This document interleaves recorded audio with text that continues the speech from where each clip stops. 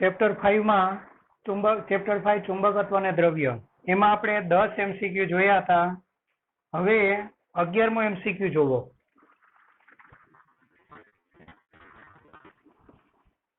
11મો MCQ, પૃથ્વીના ચુંબકીય ક્ષેત્ર BH, પૃથ્વીનું ચુંબકીય ક્ષેત્ર BH આપેલું છે 0.3 ગોસ. ચાલો, પૃથ્વીનું ચુંબકીય ક્ષેત્ર 0.3 ગોસ કે ગાઉસ. આ ચુંબકીય ક્ષેત્રમાં ચુંબક 5 દોલન પર મિનિટ થી દોલન કરે છે. બરાબર, એટલે આવૃત્તિ મેળવી લ્યો. ચાલો, આવૃત્તિ એટલે આપણને ખબર છે કે 1 સેકન્ડમાં થતા દોલનોની સંખ્યા જોઈએ. બરાબર, એટલે તમને અહીંયા આપેલું છે આ 5 દોલન પર મિનિટ, દોલનો પર મિનિટ. ચાલો, એટલે 5 દોલનો પર સેકન્ડમાં કન્વર્ટ કરવું હોય એટલે સેકન્ડ ઇન્વર્સ થઈ જાય ને, ઉપર આવે એટલે. ચાલો, આ કેટલું થશે? 1/12, 12 પચામ 60, આટલું થાય. 5 દોલન પર મિનિટ થી દોલન કરે છે. ચુંબકનું દોલન 10 દોલન પર મિનિટ થી કરવા માટે ચુંબકીય ક્ષેત્ર BH કેટલું વધારવું જોઈએ? એટલે આ તમારી પહેલી વખતની સ્થિતિ. જ્યારે ચુંબકીય ક્ષેત્ર આટલા ગોસ હોય ત્યારે દોલન આટલું છે. તો F2 કેટલું કરવું છે? F2 કેટલું કરવું છે? 10 દોલન પર મિનિટ એટલે 10 ભાગ્યા 60, તો 1/6 સેકન્ડ ઇન્વર્સ. માટે ચુંબકીય ક્ષેત્ર કેટલું વધારવું પડે? ચાલો, વધારવું એટલે બાદબાકી. પહેલા અંતિમ શોધી લ્યો, પછી આપણે બાદબાકી કરશું. બરાબર, ચાલો, ચુંબકીય ક્ષેત્ર કેટલું વધારવું પડે એવું આપણને પૂછેલું છે. હવે આપણને ખબર છે કે આવર્તકાળનું સૂત્ર હતું 2π√I/MB. તો આવૃત્તિ F નું સૂત્ર ઉલટાવીને લખી દો, 1/2π. ચાલો, આવર્તકાળમાં I/MB આવતું, તો અહીં MB એ BH લખેલું છે, તો સમક્ષિતિજ ઘટક લીધો છે તે લઈ લ્યો, બાય I. ચાલો, ચલે છે વાળો સંબંધ લેવાનો ને, તો F ચલે છે શું લેવાનું છે? BH. બાકીનું બધું અચળ. તમે ચુંબક એનો એ જ રાખ્યો, એની રચનામાં કોઈ ફેરફાર નથી કરેલો, ચુંબક પણ બદલેલું નથી, એટલે આ બંને અચળ રહેશે. માત્ર તમે એ ચુંબકને અન્ય જગ્યાએ લઈ જાઓ છો કે જ્યાં નવું કોઈ ચુંબકીય ક્ષેત્ર હશે, એટલે અહીં F અને BH બદલાય. ચાલો, હવે ગુણોત્તર લઈ લ્યો. હવે F2 by F1 is equal to √ BH2, સમચલન છે એટલે H2 વાળું પદ ઉપર આવે, અને BH1. ચાલો, થશે આટલું. F2 કેટલા છે? 1/6, અને F1 છેદનો છેદ અંશમાં એટલે 12/1, 1/12 છે ને, 12/1. ચાલો, આ બાજુ BH2 upon BH1. ચાલો, કેટલાય ભાગ ચાલે? 2.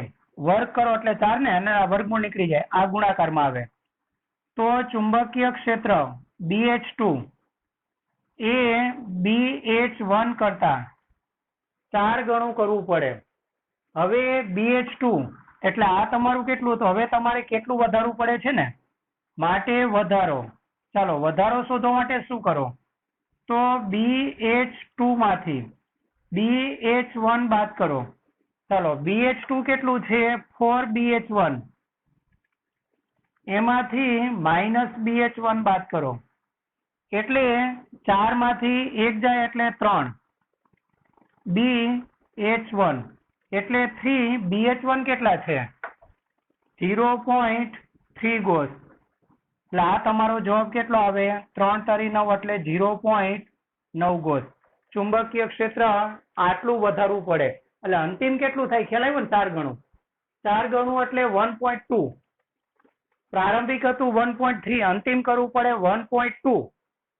પ્રારંભિક 0.3 હતું, અંતિમ કરવું પડે 1.2. તો વધારો કેટલો થાય? તો 0.9 ગોસનો વધારો કરવો પડે. ચાલો, એટલે તમારો જવાબ આવશે સી. આગળ 12મું MCQ જુઓ. શું કીધું છે વાંચો. 3 સેન્ટીમીટરના અને આકૃતિ પણ આપેલી છે. 3 સેન્ટીમીટરના ગજિયા ચુંબકની અક્ષ પર બિંદુઓ એ અને બી અનુક્રમે 24 સેન્ટીમીટર અને 48 સેન્ટીમીટર અંતરે વિરુદ્ધ દિશામાં છે. તો આ બિંદુઓ પર વિદ્યુત ક્ષેત્રનો નહીં, ચુંબકીય ક્ષેત્રનો ગુણોત્તર શોધો. ગજિયો ચુંબક છે ને, એટલે ચુંબકીય ક્ષેત્ર નો ગુણોત્તર શોધો. ચાલો, હવે તમને ખબર છે કે જે બંને અંતર છે ને, R1 R2 અક્ષ પર જ, અને અક્ષ પર ચુંબકીય ક્ષેત્રની દિશા એક જ હોય, એનો ગુણોત્તર શોધવાનું. અને બંને અંતર છે, ચાલો R1 ને હું 24 કહી દઉં અને R2 ને હું 48 કહી દઉં, સેન્ટીમીટરમાં છે ને. અને બંને છે ને, અહીં બંને માટે હું કોમન સંકેત R1 R2 માટે કોમન સંકેત R લઈ લઉં. R greater than L. L કેટલી છે જુઓ, 3 ને, એટલે 3 ની કમ્પેરમાં આ બંને લંબાઈ મોટી છે, એટલે L ને અવગણી નાખો. તો અક્ષ પર ચુંબકીય ક્ષેત્રનું સૂત્ર કયું છે યાદ કરો, ચુંબકની અક્ષ પર અને વિષુવવૃત્ત રેખા પર ચુંબકીય ક્ષેત્રનું સૂત્ર. ચાલો, અક્ષ પર આપણને ખબર છે μ0/4π ટ્વાઇસ m બાય r³ છે ને આટલું. અને વિષુવવૃત્ત રેખા પર હોય તો આમાં 2 નહીં લેવાનું, બાકી બધું એમ જ. ચાલો, આમાંથી ચલે છે વાળો સંબંધ લઈ લ્યો. અને જો લંબાઈ અવગણી શકાય એમ ન હોત તો તમારું કયું સૂત્ર હતું યાદ છે ને? ચાલો, તો કયું સૂત્ર હતું? r³ r² minus L² whole square into અહીં આપણે r લેતા, યાદ છે ને.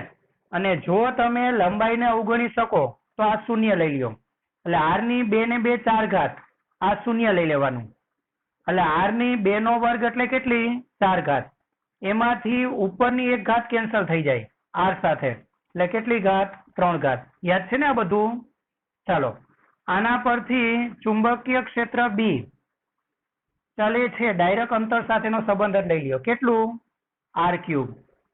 ચાલો, તો હવે આને અનુરૂપ ચુંબકીય ક્ષેત્રને B1 કહું, આને અનુરૂપ ચુંબકીય ક્ષેત્રને B2 કહું. ગુણોત્તર લેવાનો ને. અને વ્યસ્ત ચલન B1 ઉપર હોય તો એને અનુરૂપ R1 ક્યાં જાય? નીચે. અને ઘન આવવાનો એટલે આખાનો ઘન કરી નાખો, એટલે B1 ને અનુરૂપ R1 નીચે અને B2 ને અનુરૂપ, ચાલો B2 નીચે છે તો R2 ક્યાં આવશે? ઉપર. કિંમત મૂકી દો. R2 કેટલા છે? 48. R1 કેટલા? 24 નો ઘન. ચાલો, કેટલાય ભાગ ચાલે? 2, એટલે 2 નો ઘન થશે ને આટલું. 2 નો ઘન કેટલો? 8. ચાલો, તો આપણો જવાબ આવશે ઓપ્શન એ. 13મું MCQ જોવો. શું કીધું છે?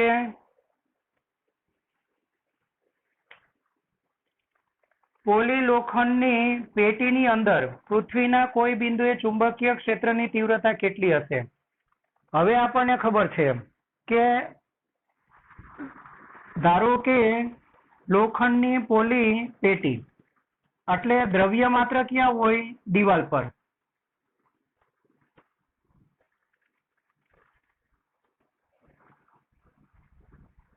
ચાલો, દિવાલ પર હોય એટલે તમે આને ચુંબકીય ક્ષેત્રમાં મૂકો ને તો ચુંબકીય ક્ષેત્ર રેખા તમારે ક્યાં શોધવાનું છે? વાંચો જોઈ. લોખંડની પેટીની અંદર એટલે આ જગ્યાએ શોધવાનું. આપણને ખબર છે કે ચુંબકીય ક્ષેત્ર રેખા એ બહાર ધકેલાઈ જશે, પોલાની બહાર, એટલે ચુંબકીય ક્ષેત્ર રેખા અહીં આવી જવાની. ચાલો, આ રીતે ચુંબકીય ક્ષેત્ર રેખા આ રીતે દ્રવ્યમાં આવી જવાની, ગીચોગીચ બને, આ રીતે નજીક આવી જાય. અને અહીં ચુંબકીય ક્ષેત્ર શૂન્ય થઈ જાય. ચાલો, તો લોખંડની પેટીની અંદર ચુંબકીય ક્ષેત્રની તીવ્રતા કેટલી હોય? 0. કયો જવાબ આવે? ડી. કારણ કે ચુંબકીય ક્ષેત્ર રેખા એનું જે દિવાલનું દ્રવ્ય છે ત્યાં ધકેલાઈ જાય, એટલે અંદરના પોલાણમાં ચુંબકીય ક્ષેત્ર શૂન્ય હોય. ચાલો આગળ 14મું MCQ એ પણ એક કન્સેપ્ટ વાઇઝ થિયરિકલ. શું છે વાંચો. જો ડાયામેગ્નેટિક દ્રાવણને યુ ટ્યુબમાં રેડવામાં આવે છે, ચાલો એક યુ આકારની ટ્યુબ, અને આ ટ્યુબમાં તમે શું કરો છો, ડાયામેગ્નેટિક પદાર્થને રેડવાનું છે. કોઈ પણ પ્રવાહી ડાયામેગ્નેટિક પદાર્થને રેડવાનું. ધારો કે બંને ભુજામાં ઊંચાઈ સરખી જોવાની ને,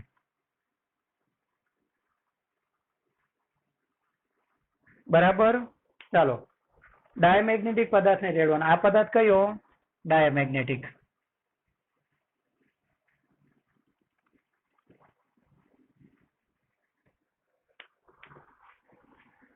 હવે વાંચો. અને એક ભુજાને પ્રબળ ચુંબકીય ધ્રુવોની વચ્ચે મૂકવામાં આવે.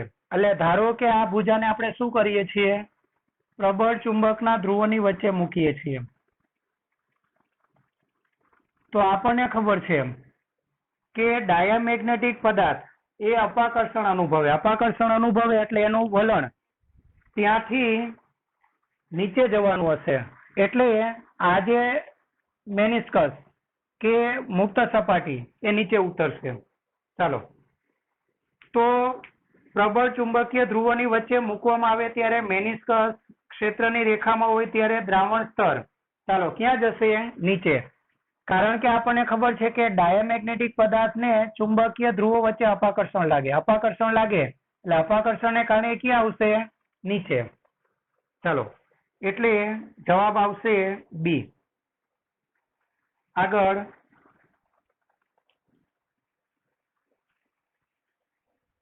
ચાલો 15મું MCQ એ પણ એક થિયરી ટાઈપ. શું કીધું વાંચો. હિસ્ટેરેસિસ માટે નીચેનામાંથી કયું વિધાન ખોટું છે? ચાલો, કયું વિધાન ખોટું છે? તો આ અસર બધા જ ફેરોમેગ્નેટિક પદાર્થો માટે સામાન્ય છે. આ વિધાન સાચું. પદાર્થના એકમ કદ દીઠ ઉત્પન્ન થતી ઉષ્મા ઉર્જા એ હિસ્ટેરેસિસ લૂપના ક્ષેત્રફળના સમપ્રમાણમાં. આ પણ સાચું. અને પદાર્થના એકમ કદ દીઠ ઉત્પન્ન થતી ઉષ્મા ઉર્જા એ હિસ્ટેરેસિસ લૂપના ક્ષેત્રફળના સમપ્રમાણમાં નહીં, જેટલી હોય. આ ખોટું. એટલે ખોટું વિધાન કયું આવશે? સી. અને છેલ્લું હિસ્ટેરેસિસ લૂપના ક્ષેત્રફળના સમપ્રમાણમાં સ્વતંત્ર હોય છે. આ ખોટું. એટલે કયો ઓપ્શન આવશે? સી. ચાલો, ત્યાર પછી જુઓ 16મું MCQ જુઓ. એટલે આમાં તમારો જવાબ આવે સી. 16મું MCQ.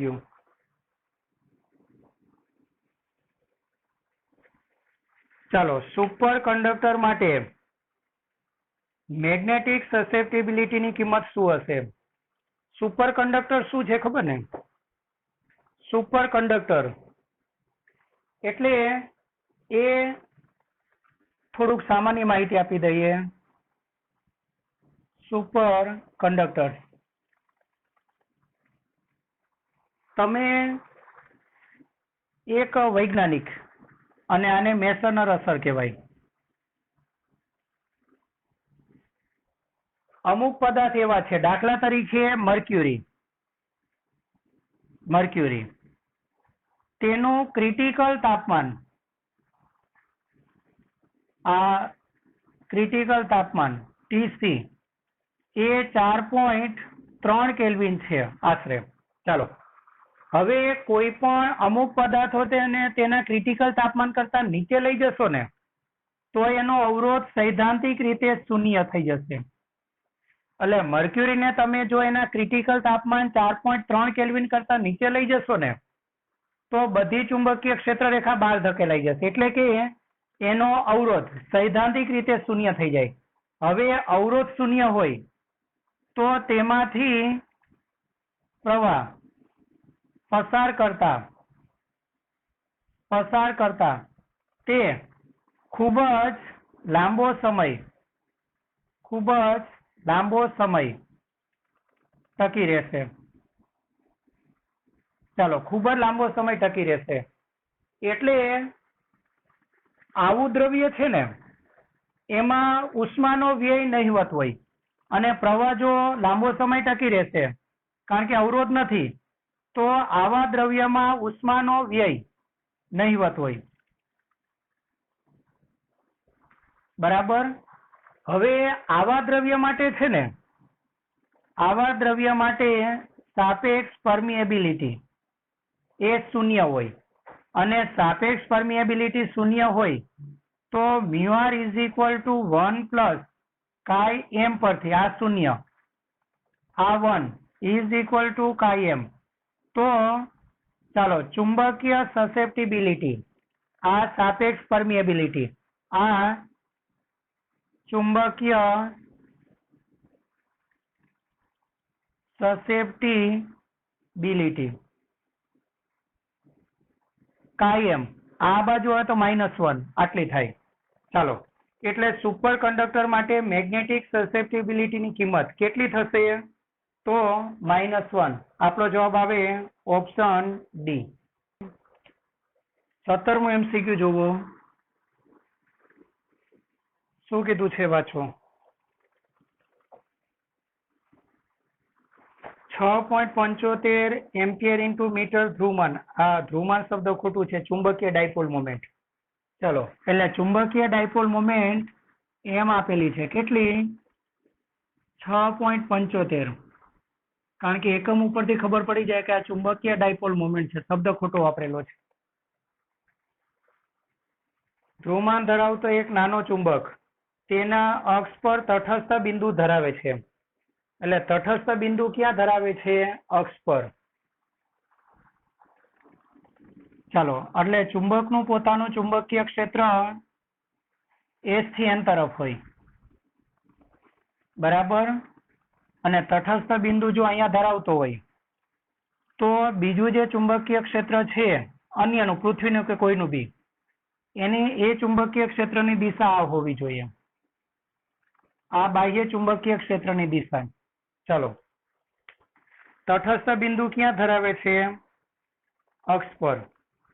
જો પૃથ્વીના ચુંબકીય ક્ષેત્રનો સમક્ષિતિજ ઘટક, એટલે સમક્ષિતિજ ઘટક તમને BH આપેલો છે. ચાલો, એટલે સમક્ષિતિજ ઘટક વડે તટસ્થીકરણ થાય છે. BH કેટલો છે? 5 × 10⁻5 ઘાત. ચાલો, 5 ગુણ્યા કેટલા છે? 10⁻5 ઘાત વેબર પર મીટર સ્ક્વેર. તો તટસ્થ બિંદુનું અંતર શોધવાનું છે. ધારો કે આ જગ્યાએ તટસ્થીકરણ થાય છે તો આ અંતર શોધવાનું છે. હવે આપણને ખબર છે કે ચુંબકની અક્ષ પર r અંતરે ચુંબકીય ક્ષેત્ર. ચાલો, ચુંબકની અક્ષ પર r અંતરે ચુંબકીય ક્ષેત્ર B બરાબર, સૂત્ર આપણને ખબર છે, μ0/4π. ચાલો, અક્ષ પરના બિંદુએ 2 ડાયપોલ મોમેન્ટ, ચુંબકીય ડાયપોલ મોમેન્ટ કે ચુંબકીય ચાક માત્રા m અપોન અંતરનો ક્યુબ. હવે તટસ્થ બિંદુ મળે છે એટલે આ જગ્યાએ બંનેના ચુંબકીય ક્ષેત્ર પરસ્પર વિરુદ્ધ દિશામાં હોવા જોઈએ. આ જગ્યાએ થશે ને વિરુદ્ધ. અને તમે હજુ એક ચુંબકીય ક્ષેત્ર રેખા અહીંયા પણ દોરી શકો, બાહ્ય. ચાલો, વિરુદ્ધ દિશા.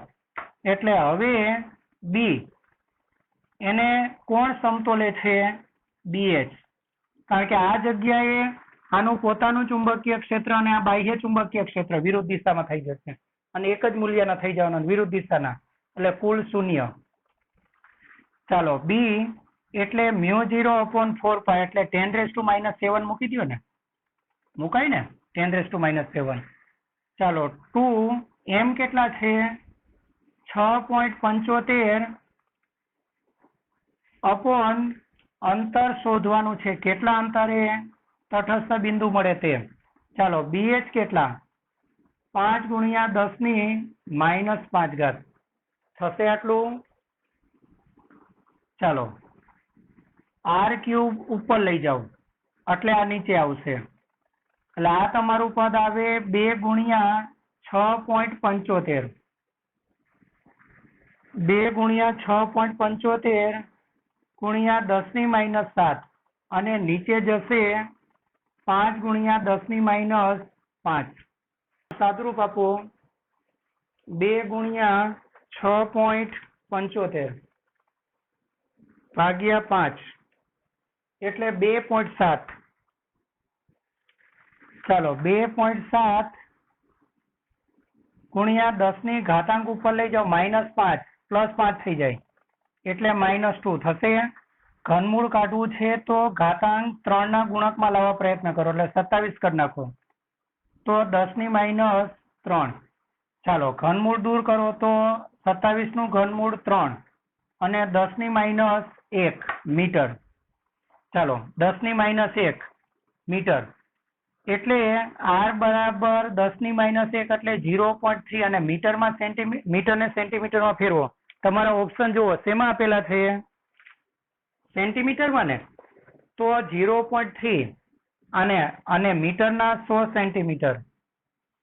ચાલો 100 વડે ગુણી દો એટલે કેટલા અંતરે આવશે? 30 સેન્ટીમીટર. ચાલો એટલે તટસ્થ બિંદુ કેટલા અંતરે મળવાનું છે આપણે? 30 સેન્ટીમીટર. ઓપ્શન સી આવે. ચાલો આગળ જોવો.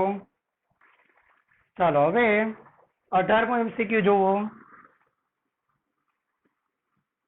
રકમ વાંચો. એ ચુંબક 30 ના એંગલ આંક ધરાવતી, એંગલ આંક એટલે ડીપ એંગલ, 2 સેકન્ડના આવર્તકાળથી દોલન કરે છે. એટલે જ્યાં θ1 30 ત્યાં આવર્તકાળ આપેલો છે કેટલો? 2 સેકન્ડ. ચલો 2 સેકન્ડના આવર્તકાળથી દોલન કરે છે. જ્યાં ડીપ એંગલ 60 હોય,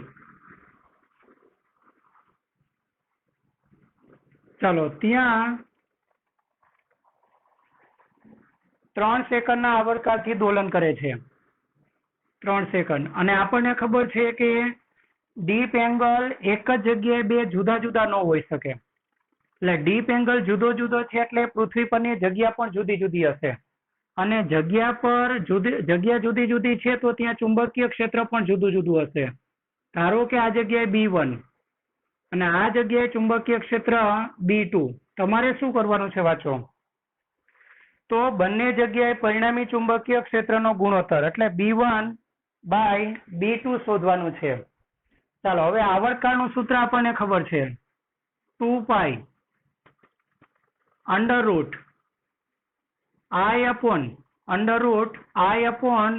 √I/MB cos θ. એટલે અહીં ડાયપોલ એ ચુંબકીય ક્ષેત્રની દિશામાં જ નથી, એની સાથે ડીપ એંગલ ધરાવે છે એટલે કોસ વિધેય લેવું પડે. ચાલો આમાં I અને M એક જ ચુંબકને તમે આ 2 જુદી જુદી જગ્યાએ દોલન કરાવો છો એટલે I અને M અચળ થવાનું. ચાલો તો T ચલે છે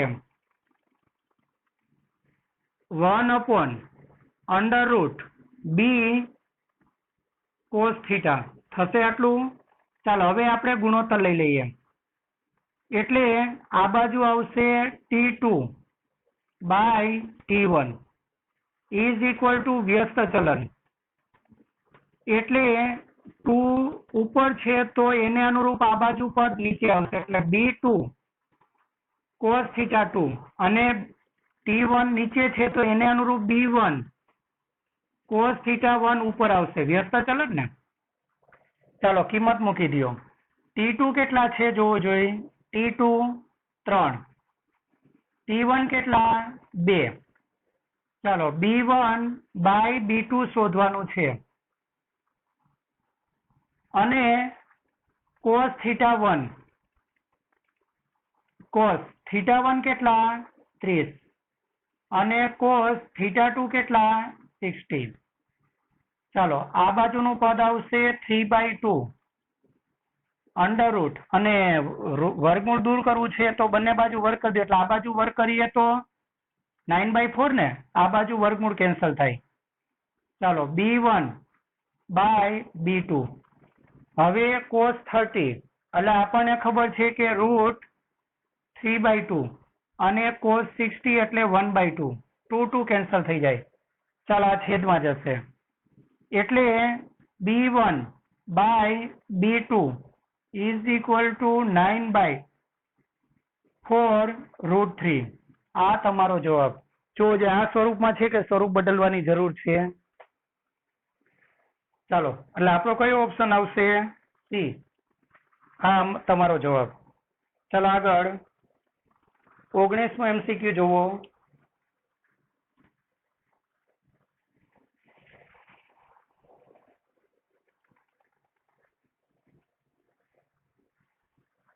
શું કીધું વાંચો? પૃથ્વીના ચુંબકીય ક્ષેત્રમાં બે ચુંબકોના સમાન ધ્રુવો પાસે રાખીને જોડેલા છે અને આ જોડાણના દોલનની આવૃત્તિ 12 દોલનો પર મિનિટ છે. બે ચુંબક, ચાલો, અને બે ચુંબકોના સમાન ધ્રુવો પાસે રાખીને જોડેલા છે. એટલે પહેલી વખત બંનેના સમાન ધ્રુવ એટલે બંનેની ડાયપોલ મોમેન્ટ એક જ દિશામાં હશે, થાય ને? તો આ પરિણામી ડાયપોલ મોમેન્ટ m બરાબર શું થાય? m1. ચાલો, અથવા એમ કહી દઈએ આનું m1, આની ડાયપોલ મોમેન્ટ m2. બંનેની ચુંબકીય ડાયપોલ મોમેન્ટ એક જ દિશામાં હોય એટલે પહેલી વખત સરવાળો થાય. બરાબર છે? અને આ જોડાણના દોલનની આવૃત્તિ 12 દોલનો પર મિનિટ છે. આવૃત્તિ એટલે આ વખતે F1 તમને આપેલું છે 12 દોલનો, અને સેકન્ડમાં કન્વર્ટ કરી નાખો. આપણે હમણાં કીધેલું છે upon 60, અને બંને બીજી વખત બી દોલનો પર મિનિટ છે એટલે 60 કેન્સલ થઈ જાય. એટલે 12 રહેવા દો ને, ચાલશે, વાંધો નહીં. બંનેમાં કેન્સલ થઈ જવાનું ને. અંશ અને છેદમાં ગુણોત્તરમાં કેન્સલ થઈ જાય. 12 સેકન્ડ ઇનવર્સ. ચાલો બીજી વખત શું કરવાનું? તેમના અસમાન ધ્રુવોને પાસે રાખવાના. એટલે IN, તો IN. ચાલો, આની ચુંબકીય ડાયપોલ મોમેન્ટ આ બાજુ હોય, આની આ બાજુ હોય. તો હવે નવી ચુંબકીય ડાયપોલ મોમેન્ટ માટે બંનેની બાદબાકી થાય. થશે આટલું. અને આવૃત્તિ કેટલી મળે છે આ વખતની? F2 4. અને છેદમાં મિનિટને સેકન્ડમાં કન્વર્ટ કરવા માટે તમે 60 મૂકશો, એ ગુણોત્તરમાંથી કેન્સલ થઈ જવાના. એટલે આપણે ડાયરેક્ટ લખી દીધેલું છે. તો ચુંબકીય ચાકમાત્રાનો ગુણોત્તર, ચાલો, ચુંબકીય ચાકમાત્રા એટલે આપણે m1/m2 શોધવાનું છે. ચાલો અહીંયા દાખલો કરી નાખીએ. આપણને એક વસ્તુ ખબર છે, ચુંબકીય ચાકમાત્રાનો ગુણોત્તર, આવૃત્તિનું સૂત્ર ડાયરેક્ટ આના પરથી લખી દઉં. અને ચલે છે વાળું પદ લખવું હોય તો આવૃત્તિનું સૂત્ર છે ને તમારી પાસે? ચાલો, આવૃત્તિનું સૂત્ર આપણને ખબર છે, F બરાબર 1/2π √MB/I. બરાબર. ચાલો, હવે તમારે શું કરવાનું છે? તે જ વસ્તુ, ડાયપોલ મોમેન્ટ બદલાય એટલે આવૃત્તિ બદલાય. એટલે F ચલે છે, ડાયપોલ મોમેન્ટ m. ચાલો, થાય આટલું. હવે તમારે ગુણોત્તર લઈ લ્યો. F1/F2 is equal to F1 એટલે તમારું પહેલી વખતની પરિસ્થિતિ. કઈ? સમચલન ને, એટલે પહેલી વખતનું પદ ઉપર આવે, બીજી વખતનું પદ નીચે જાય. તમારે m1/m2 શોધવાનું. ચાલો, F1 કેટલા? 12. F2 કેટલા? 4. પેલું 60 કેન્સલ થઈ જવાનું. ચાલો, આ બાજુ √m1 + m2 અને નીચે m1 - m2. ચાલો, કેટલાય ભાગ ચાલે? 4 તારી 12, 3. પેલી બાજુ વર્ગમૂળ દૂર કરવા માટે આ બાજુ વર્ગ કરો એટલે 9, છેદમાં કઈ નથી એટલે 1. ચાલો, આ બાજુ m1 + m2, m1 - m2. અંશમાં યોગ પ્રમાણ લઈએ અને નીચે વિયોગ પ્રમાણ એટલે 9 + 1 અને 9 - 1.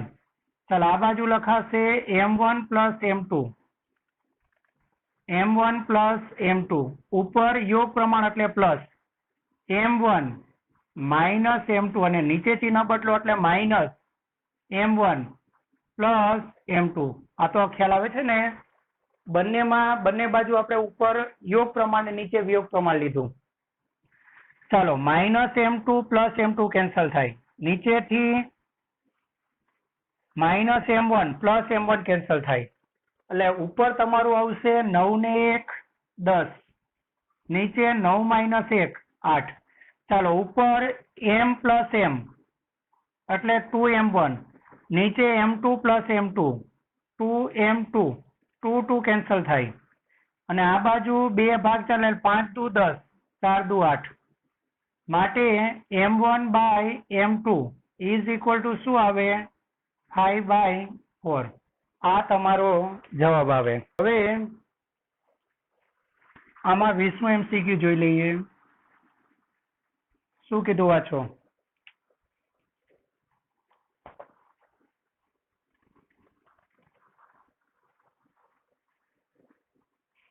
પૃથ્વીની સપાટી પરના કોઈ સ્થળે પૃથ્વીના ચુંબકીય ક્ષેત્રનો સમસ્થિતિજ ઘટક.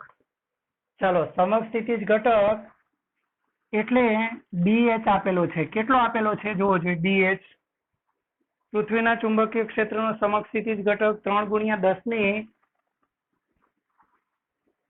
માઇનસ 5 ટેસ્લા છે અને સમસ્થિતિજ ઘટક આટલો છે અને પરિણામી ચુંબકીય ક્ષેત્ર 6 ગુણ્યા 10 ની માઇનસ 5. પરિણામી ચુંબકીય ક્ષેત્ર એટલે B. ચાલો 6 ગુણ્યા 10 ની માઇનસ 5 ટેસ્લા. તો તે સ્થળે એંગલ ઓફ ડીપ કેટલો હશે? હવે BH એટલે પાસેની બાજુ અને પાસેની બાજુ એટલે કોસ લેવાય. તો આપણને ખબર છે કે cos phi બરાબર પાસેની બાજુ છેદમાં પરિણામી તે તમારું કર્ણ કહેવાય. ચાલો કિંમત મૂકી દો. BH કેટલા છે? 6 ગુણ્યા 10 ની 3 ગુણ્યા 10 ની માઇનસ 5 અને આ 6 ગુણ્યા 10 ની માઇનસ 5 કેન્સલ થાય 1/2 ને 3 ભાગ્યા 6 એટલે 1/2 અને આ કયા ખૂણાનું મૂલ્ય છે? તો cos 16. ચાલો એટલે ડીપ એંગલ 16 આવે. ચાલો 21મું MCQ જોવો.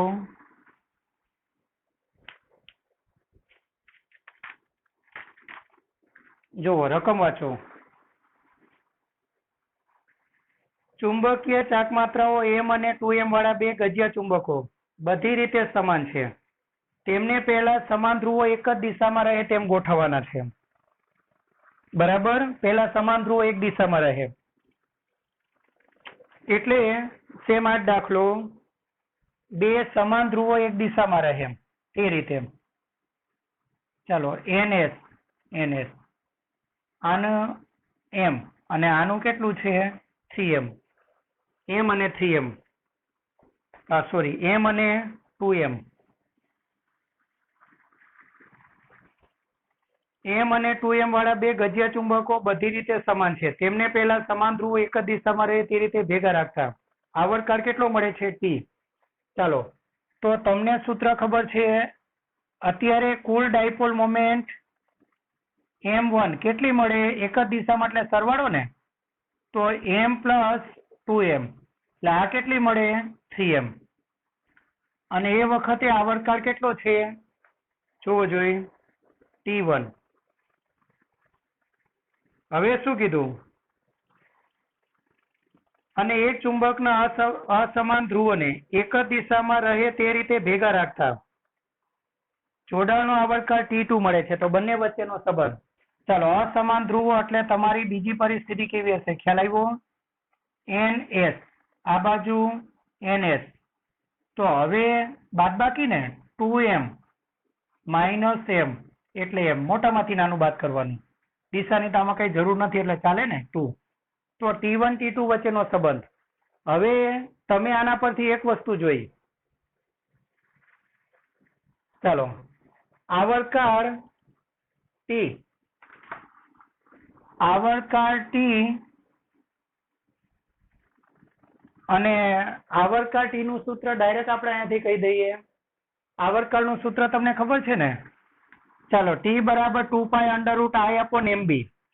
બાકીનું બધું અચળ, b ને બધું અચળ, એટલે t ચલે છે 1/m. હવે ડાયરેક્ટ જ ખબર પડી જશે. જુઓ, T2/T1 ઇઝ ઇક્વલ ટુ વ્યસ્ત ચલન. ચાલો, ડાયપોલ મોમેન્ટ ને કેપિટલ સંકેત આપ્યો છે તો કેપિટલ સંકેત આપો. m1/m2. અને તમે આને ને આને વારાફરતી એક જ જગ્યાએ મૂકેલો છે એટલે ચુંબકીય ક્ષેત્ર B સમાન અને બંને બધી રીતે સમાન છે એટલે ડાયપોલ મોમેન્ટ અદિશ રાશિ, એમાં કોઈ ફરક ન પડે. તમે ધ્રુવને ઉલટાવો તો ડાયપોલ મોમેન્ટમાં ફરક પડે પણ જડત્વની ચાર્જ માત્રામાં કોઈ ફરક ન પડે કારણ કે એ તો અદિશ રાશિ. એટલે પહેલી વખત આમાં જડત્વની ચાર્જ માત્રા I1 હોય તો બીજી વખત પણ એ I1 જ રહેશે, અચળ રહે. એટલે I પણ અચળ કારણ કે એ અદિશ રાશિ. ચાલો, તો T2/T1 is equal to M1 કેટલા છે? M1 કેટલા? 3m. અને M2 કેટલા? m. ચાલો, m કેન્સલ થાય. √3 એટલે 1.73 ને. અને ગુણોત્તર જ્યારે 1 કરતા મોટો મળે ત્યારે અંશ મોટો કહેવાય. તો T2, ચાલો, T2 ઇઝ ઇક્વલ ટુ 1. અને ડાયરેક્ટ કહી દઉં તોય વાંધો નહીં.